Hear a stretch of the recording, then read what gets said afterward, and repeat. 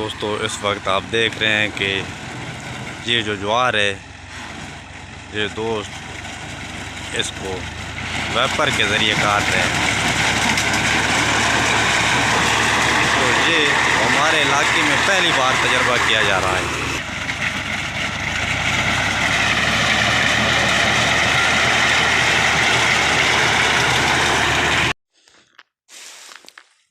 तो दोस्तों ये ज्वार की फसल है जो अभी आप देख रहे हैं। ये इन दोस्तों ने